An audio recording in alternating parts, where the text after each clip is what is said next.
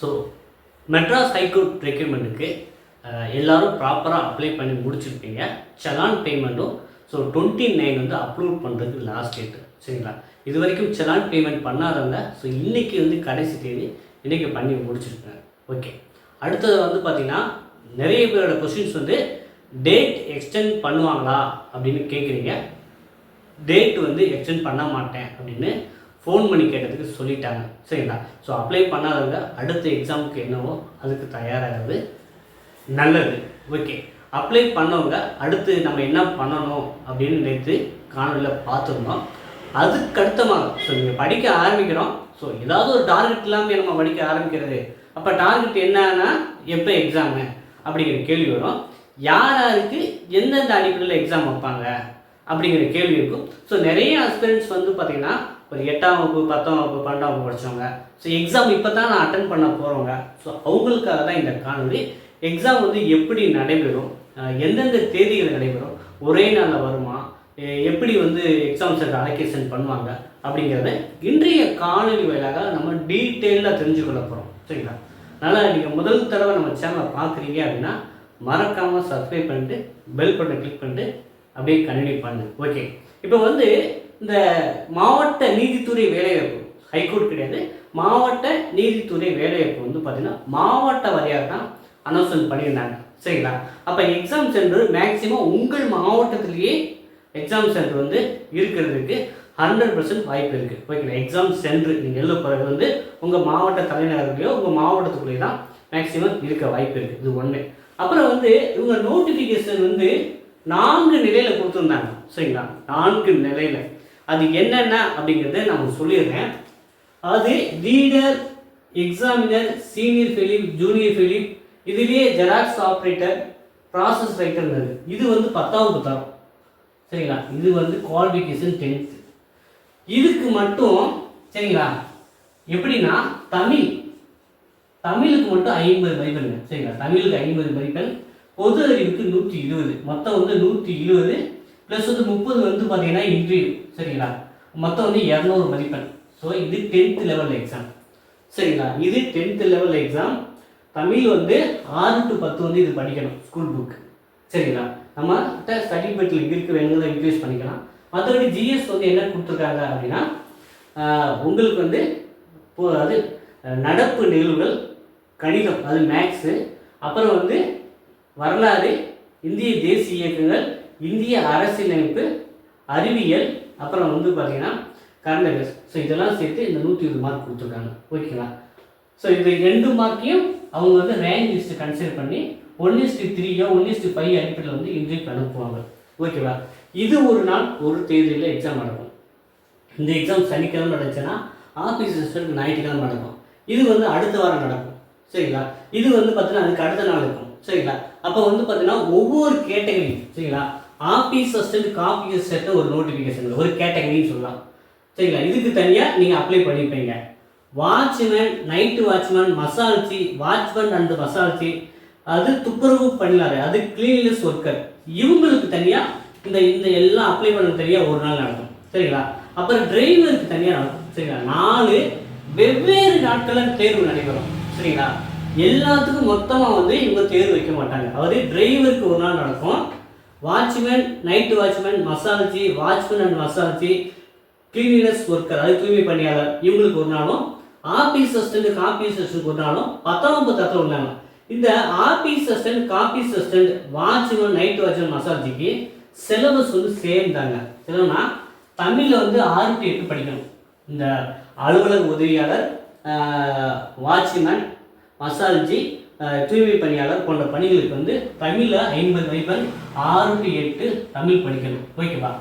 50 மதிப்பெண்க்கு வந்து இதுக்கு என்ன கொடுத்துருக்காங்க அப்படின்னா அலுவலக மேலாண்மை, அலுவலக பராமரிப்பு, வீட்டு பராமரிப்பு, தோட்டக்கலை உபகரணங்களை கையாளுதல், நீர் பராமரிப்பு, அப்புறம் வந்து பார்த்திங்கன்னா சில ஆஃபீஸ் என்ன டே டு டே ஒர்க், இதெல்லாம் வந்து அவங்க வந்து சமைக்கும் முறை, இதெல்லாம் வந்து இந்த சிலபஸை கொடுத்தாங்க.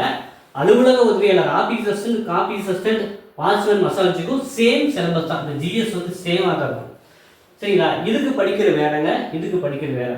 ஆனால் டிரைவருக்கு வந்து தமிழ் வந்து 6 to 8 அண்ட் டிரைவிங் சொந்தமாக போக்குவரத்து விதிகள், சாலை பாதுகாப்பு, முதலுதவி, அப்புறம் வந்து வாகன பராமரிப்பு அப்படிங்கிறது இதுக்கு சிலபஸ் தனி, இதுக்கு தனியாக ஜிஎஸ் தனி.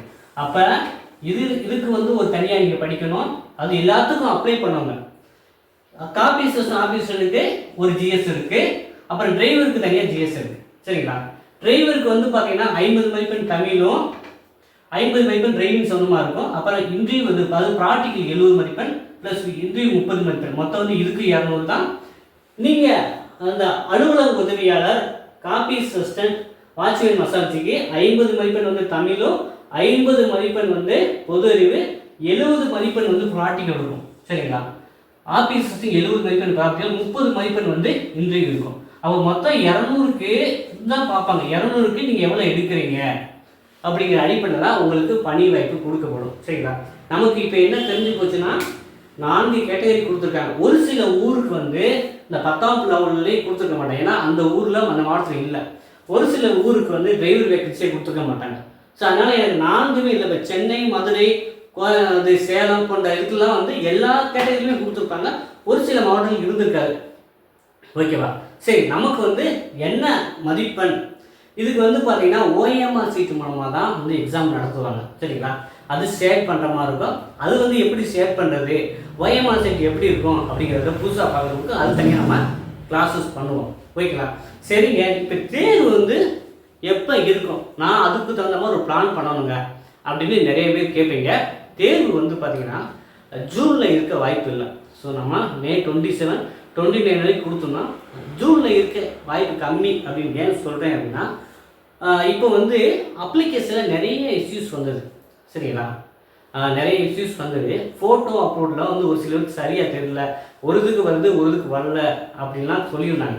அப்போ ஒரு சில பேருக்கு நேராக வந்து ரெக்ரூட்மெண்ட் செல்லுக்கு வந்து கால் பண்ணி கேட்டாங்க, எனக்கு வந்து ஃபோட்டோ வந்து காமிக்க மாட்டேங்க, ஆனால் கரெக்டாக தான் பண்ணேன் அப்படின்னா, அவங்க வந்து நாங்கள் மேனுவலாக சரி பண்ணிக்குவோங்க, அப்லோட் பண்ணால் ஓகே, உங்களுக்கு கால் டிக்கெட்டில் வந்துடும். அப்படியே ஃபோட்டோ எங்களுக்கு கிடைக்கல அப்படின்னா உங்களுக்கு தனியாக மெயில் பண்ணி ஃபோட்டோவை அப்லோட் பண்ணுற மாதிரி சொல்லுவோம் அப்படின்னு சொல்லியிருந்தாங்க.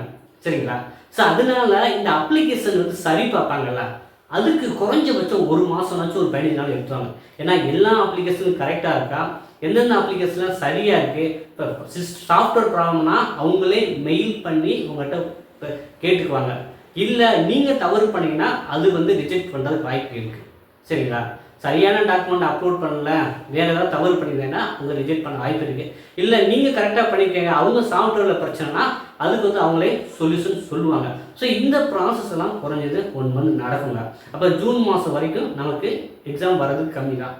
ஆனால் வந்து டேட் வந்து அனௌன்ஸ்மெண்ட் பண்ணலாம். ஆனால் ஜூலையில் கண்டிப்பாக இருக்கிறதுக்கு நிறையவே வாய்ப்புகள் இருக்குது. சரிங்களா? அப்புறம் இன்னொரு விஷயம் சொல்லிக்கிறேன். ஒருத்தவங்க பாண்டிச்சேரிக்கு தனியாக ரெக்ரூட்மெண்ட் போட்டிருந்தாங்க. அது பாண்டிச்சேரி பீப்புள் மட்டும் ஹைகோர்ட்டுக்கு அப்ளை பண்ணுற மாதிரி. அதில் ஒருத்தர் வந்து பார்த்தீங்கன்னா அது போஸ்டரில் அனுப்ப சொல்லியிருந்தாங்க. அவங்க வந்து பார்த்தீங்கன்னா ஒரு சர்டிஃபிகேட்டை மறந்து வச்சு அனுப்பிச்சிட்டாங்க. ஆனால் அவங்களுக்கு மெயில் போட்டிருந்தாங்க. என்ன போட்டிருந்தாங்கன்னா, இந்த மாதிரி நீங்கள் ஒரு சர்டிஃபிகேட் வந்து அப்லோட் அது அனுப்ப மறந்துட்டீங்க, அதை மெயிலுக்கு அனுப்பிச்சி விடுங்கன்ட்டு. சரிங்களா? ஸோ நம்மளுக்கு நம்ம இந்த மாதிரி வந்து ஒரு சில தவறு பண்ணியிருந்தா அவங்களே மெயில் போட்டு உங்களுக்கு இன்டிமேட் பண்ணுவாங்க. சரிங்களா? ஸோ இந்த ப்ராசஸ் எல்லாம் ஒரு 1 மந்த் நடக்கும். ஆனால் ஜூலையிலேயே அவங்க வந்து எக்ஸாம் டேட் கால் டேட் விட்டு ஒரு 10-15 நாளில் எக்ஸாம் வச்சு ஆரம்பிச்சுருவாங்க. ஸோ ஜூலையை நீங்கள் எய்ம் பண்ணிக்கோங்க. ஜூலை மிடில்லேருந்து நமக்கு தேர்வு நடைபெற நிறைய வாய்ப்பு இருக்குது. அப்போனா நமக்கு ஒரு 40 டேஸ், ஒரு 45 டேஸ் தாங்க டார்கெட். ஸோ இதுக்குள்ளே நம்ம படித்து ஆகணும். சரிங்களா? அதுக்கு தகுந்த மாதிரி நீங்கள் பிளான் பண்ணிக்கோங்க. நம்ம என்ன பண்ணோம்னா இன்றைக்கி இரவோ இல்லை நாளைக்கு காலையிலையோ ஒரு ஸ்டடி பிளான் வந்து போட போகிறோம். சரிங்களா? ஸோ நம்ம வந்து என்னென்ன கவர் பண்ணலாம், ஏன்னா இதில் வந்து நம்ம அதிக கான்செப்ட் பண்ணணும் அப்படிங்கிற அடிப்படையில் வந்து ஒரு ஸ்டடி பிளான் போட போகிறோம். அது இன்று இரவோ இல்லை நாளையோ வந்து அந்த ஸ்டடி பிளான் டீச்சர்ஸ் வந்துடும். சரிங்களா? ஸோ அதை வந்து நீங்கள் பயன்படுத்திக்கலாம். ஸோ நம்ம பாரத் எக்ஸாம் சேனலை பற்றியே தெரியும் உங்களுக்கு, நம்ம அகாடமி பற்றி. நம்ம ஒரு ரெக்ரூட்மெண்ட்டை எடுத்துட்டோம் அப்படின்னா நீங்கள் அப்பாயின்மெண்ட் ஆர்டர் வாங்குற வரைக்குமே நம்மளுடைய ஃபாலோஅப்ஸ் இருக்கும். ஸோ அப்போ வந்து இப்போ நம்ம ஹைகோர்ட்டுக்கு வந்து ரெக்ரூட்மெண்ட்டுக்கு வந்து நம்ம எடுத்துருக்கோம். ஸோ அந்த அடிப்படையில் தான் தினசரி வகுப்புகளும் நடைபெறுது, ஸ்டடி மெட்டீரியல் கொடுக்குறோம், டெஸ்ட் பேஜ் கண்டக்ட் பண்ணுறோம், அந்த மாதிரி போய்கிட்டு இருக்குது. விருப்பப்பட்டவங்க வந்து நீங்கள் ஜாயின் பண்ணிக்கலாம். ஓகேங்களா? ஸோ இப்போ வந்து பார்த்திங்கன்னா நம்ம கிளாரிட்டி கிடச்சிருச்சு. ஜூனில் எக்ஸாம் இருக்குது, ஜூலையில் தான் வாய்ப்பு இருக்குது அப்படிங்கிற ஒரு அனுமானத்தில் வந்திருக்கோம். ஸோ அதனால் வந்து கொஞ்சம் ஒரு நமக்கு டைம் இருக்குது. ஆனால் ஹைகோர்ட் வந்து பார்த்தீங்கன்னா அந்த ரெக்ரூட்மெண்ட் போர்டு வந்து எவ்வளோ சீக்கிரம் எக்ஸாம் வைக்க முடியுமோ அவ்வளோ சீக்கிரம் எக்ஸாம் வச்சு அடுத்த ஒரு 10 நாளில் ரிசல்ட் விட்டு அதுக்கப்புறம் ஒரு 10 நாளில் ப்ராக்டிக்கல் வச்சு அதுக்கடுத்து ஒரு 10 நாளில் இன்டர்வியூ கூப்பிட்டு அப்புறம் வந்து பார்த்தீங்கன்னா நமக்கு வந்து இப்போ மே மாதத்தில் இருக்கோம். ஆகஸ்ட்லேயே எல்லா ப்ராசஸ் முடிச்சு நீங்கள் செப்டம்பர் அக்டோபர்லேயே 2 மாதம் சம்பளம் வாங்குற மாதிரி பண்ணிடுவாங்க. சரிங்களா? அவ்வளோ வேகமாக இருப்பாங்க. நீங்கள் நினச்சிங்கன்னா இந்த ஆண்டு 2024 அரசு வேலை, அதாவது அரசு ஊழியராகி சம்பளமே வாங்கிடலாம். சரிங்களா? வருகின்ற புத்தாண்டை வந்து சிறப்பாக கொண்டாடலாம். ஸோ அந்த மாதிரி வந்து இப்பயே நான் வேலையில் சேர்ந்துக்கிட்ட மாதிரியும் அந்த மாதிரி பணிபுரிகிற மாதிரியும் நீங்கள் எண்ணத்தை வளர்த்துக்கிட்டா தான் அதுக்கு தகுந்த மாதிரி படிக்க ஆரம்பிங்க. ஸோ நம்மளோட சேனல்ஸ் வந்து நம்மளோட அகாடமி உங்களுக்கு எப்போதுமே சப்போர்ட்டாக இருக்கும். ஸோ உங்களுக்கு வந்து அடுத்து எனக்கு எந்தில் வந்து எனக்கு இந்த சப்ஜெக்ட் நடத்தினா நல்லாயிருக்கும் ஃபீல் பண்ணிங்கன்னா கமெண்டில் தெரிவிங்க.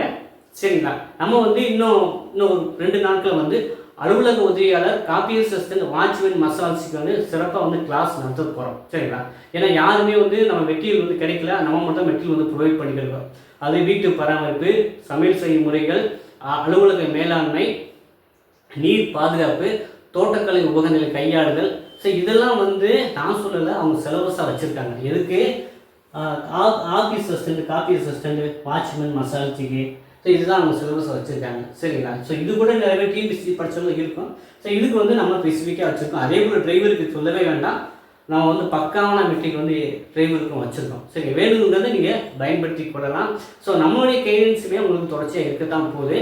ஸோ இந்த காணொலி உங்களுக்கு மிகுந்த பயனுள்ளதாக இருக்கும் அப்படின்னு நான் நம்புகிறேன். ஸோ இந்த வீடியோ பிடிச்சினா மறக்காமல் லைக் பண்ணிடுங்க. அதே போல் உங்கள் நண்பர்களுக்கு யாருக்கேன்னு தேவைப்படுதுன்னா அவங்களுக்கு ஷேர் பண்ணிடுங்க. நன்றி, வணக்கம், மீண்டும் சந்திப்போம்.